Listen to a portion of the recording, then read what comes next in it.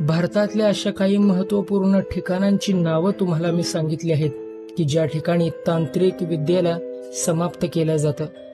आज अशाच काही महत्त्वाच्या ठिकाणांची नावं मी तुम्हाला सांगत आहे आणि त्या ठिकाणांबद्दल संपूर्ण माहिती देत आहे की जिथे बाणामती, काळी जादू आणि करणी असे आजही प्रकार चालतात. भारतात पहिल्यापासूनच सतीप्रथा, जातीव्यवस्था, सामाजिक असमानता अशा कितीतरी प्रथा पूर्वीपासूनच प्रचलित होत्या आणि आजही आहेत. यातील काही वाईट प्रथांना मूठ माती मिळाली असली तरी देशाच्या काही भागात काळ्या जादूची प्रथा आजही पाहायला मिळते. कधी समस्येपासून मुक्ती मिळवण्यासाठी तर कधी कुठलाही हव्यास पूर्ण करण्यासाठी या वाईट असलेल्या काळ्या जादूचा आधार घेतला जातो. मानवी मन भयाने आणि स्वार्थाने पछाडलेले असते. अशा वेळी जर डोके भानावर नसेल तर लोक काहीही करण्यास तयार होतात.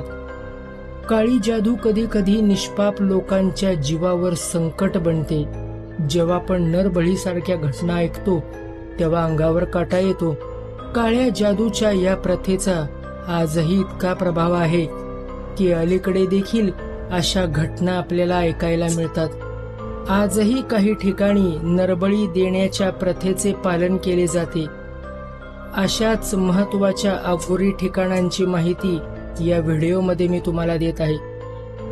या व्हिडिओला सुरुवात करण्यापूर्वी माझी तुम्हाला एक विनंती आहे की या व्हिडिओच्या माध्यमातून कोणत्याही प्रकारची अंधश्रद्धा पसरवण्याचं काम नाही.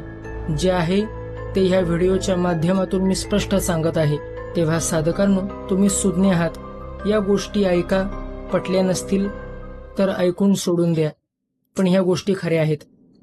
जसे आपल्या कोकणात काही विद्या प्रचलित आहेत, म्हणजेच पंचाक्षरी विद्या, गारुडी विद्या, धनगरी विद्या, म्हारकी विद्या, 12/5ची देवस्थानं, चाळेगत, बाईंगीची विद्या, चालगती, चेडा, गोटे, चेटूक, सबीना. त्याचप्रमाणे भारतातली अशी काही रहस्यमय ठिकाणे आहेत. सर्वात पहिलं ठिकाण म्हणजे ओडिसातील कुशभद्रा नदी. ओडिसा हे भारतातील अत्यंत गरीब राज्य आहे. येथे 40% जनता दारिद्र्य रेषेखालची आहे. 18 विश्व दारिद्र्य आणि त्यात निरक्षरतेची भर यामुळे लोक चटकन काळ्या जादूकडे आकर्षित होतात. राज्याचा हा भाग आजही काळ्या जादूसाठी खूप प्रसिद्ध आहे. कुशाभद्रा नदीवरील लियालिखा पुलाखाली 20 पेक्षा अधिक मानवी कवट्या आणि काही जनावरांची हाडे आढळून येतात. याबरोबर कपड्याचे काही तुकडे देखील तुम्हाला सापडू शकतात.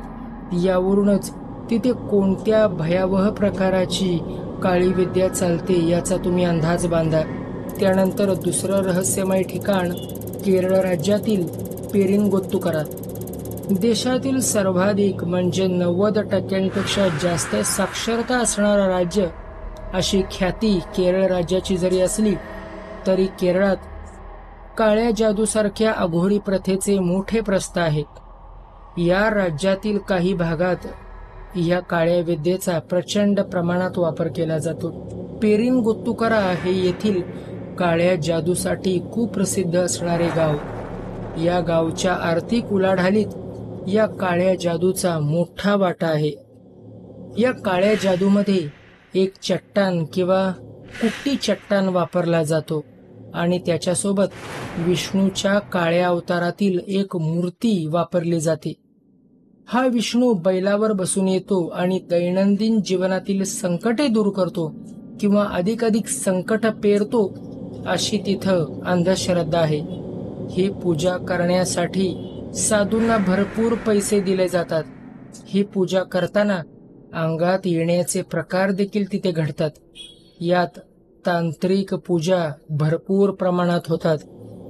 त्यानंतर तिसरं अघोरी ठिकाण म्हणजे हैदराबाद राज्यातील सुलतानशाही. आंध्र प्रदेश आणि तेलंगणा ही राज्य देखील अंधश्रद्धेसाठी ओळखली जातात. इथे लैंगिक क्रियेद्वारे काळी जादू करण्याची प्रथा आहे. वैवाहिक स्थैर्य मिळवून देण्याचा किंवा वैवाहिक जीवनातील समस्या दूर करून देणारे अनेक बाबा तुम्हाला इथे सापडतील. ते खरे की खोटे हे मी निर्णय देऊ शकत नाही, पण तुम्ही ह्या ठिकाणांपासून लांब राहिलेले बरं आहे. लोक जेव्हा या बाबांकडे आपल्या समस्या घेऊन जातात तेव्हा हे बाबा समस्या दूर करण्याचा आवाहन त्या महिलांना आपल्याशी लैंगिक संबंध ठेवण्यास भाग पाडतात. असे लैंगिक शोषण करणारे फक्त बाबाच आहेत असं नाही, तर काही अम्मा देखील तिथे तुम्हाला सापडतील. अशा अम्मा स्त्रियांना आपल्या मुलांशी संबंध ठेवण्यास भाग पाडतात. गरीब मुलींना श्रीमंत नवरा मिळून देण्याच्या आमिषाने येथे काळी जादू केली जाते. हे अघोरी प्रकार सुरू असून देखील आंध्र प्रदेश राज्यात या विरोधात एकही कायदा नाही. त्यानंतर चौथे अघोरी ठिकाण ते म्हणजे जुन्या हैदराबाद येथील मुघुलपुरा, छत्री नाका आणि शहली बंदा. जुन्या हैदराबाद मधील काही भाग हा काळ्या जादूच्या प्रथेसाठी खूप प्रसिद्ध आहे. असे इथे अनेक बाबा आणि साधू आहेत जे त्यांच्या अलौकिक शक्तीने लोकांच्या आयुष्यातील चिंता, नैराश्य आणि पिशाच्य बाधा दूर करण्याचा दावा करतात.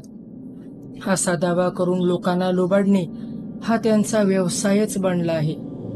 हे बाबा आधी लोकांच्या भावनांशी खेळतात. त्यांच्यामध्ये एखादा मानसिक गंड निर्माण केला की छोट्या छोट्या संकटांच्या काळातही सतत बाबांचाच धावा ते लोक करतात. अशा प्रकारे आपल्या जाळ्यात ओढण्याची कला ह्या बाबांना अवगत असते. लोकांच्या कमकुवत मानसिकतेचा फायदा घेऊन त्यांना लुबाडण्याचा प्रकार इथं होतो. त्यानंतर पाचवं ठिकाण म्हणजे उत्तर प्रदेशातील वाराणसी येथील स्मशानभूमी. आपल्या प्राचीन अशा शक्तिशाली हिंदू पुराणांनुसार वाराणसी हे एक पवित्र तीर्थक्षेत्र आहे. तुम्हाला ऐकून धक्का बसेल, पण या वाराणसीच्या पवित्र घाटावर काळ्या जादूची प्रथा आजही चालते. वाराणसीतील भयानक अघोरी साधू येथे आजही काळी जादू करून लोकांना फसवतात. भारतीय संस्कृतीतील हे अघोरी साधू म्हणजे एक गूढ आहेत. ते उघड उघड नरबळी देतात आणि मृतदेहाशी संबंध ठेवण्याचा अघोरी प्रकार करतात. मानवी रोगांवर इलाज म्हणून ते मानवी तेलाचा वापर करतात. त्यानंतर पुढचे ठिकाण ते म्हणजे कलकत्त्यातील निमताला घाट. भारतात आजही काळ्या जादूसारख्या प्रथेचे किती वर्चस्व आहे याची प्रचिती कलकत्तासारख्या मेट्रो सिटीमध्ये जेव्हा तुम्ही जाल तेव्हा तुम्हाला कळेल. कलकत्त्यातील निमताला घाट हा अंत्यसंस्कारासाठी प्रसिद्ध आहे. हिंदू पुराणानुसार एखाद्या मृत व्यक्तीचे अंतिम विधी या घाटावर केल्याने त्या मृत व्यक्तीला स्वर्ग प्राप्ती होते. याच घाटावर काळी जादू देखील केली जाते. अघोरी साधू रात्रीच्या वेळी या ठिकाणी जाऊन गुप्तपणे काळ्या जादूचे प्रयोग करतात. अगदी चितेतील उरलेले मांस देखील हे साधू भक्षण करतात. त्या ठिकाणच्या अघोरी दृष्ट शक्तींची ताकद रात्रीच्या वेळेस वाढलेली असते आणि ते त्याच वेळेस काम करतात असे त्यांचे मत आहे. त्यानंतर पुढचे अघोरी ठिकाण ते म्हणजे आसाममधील मेयोंग.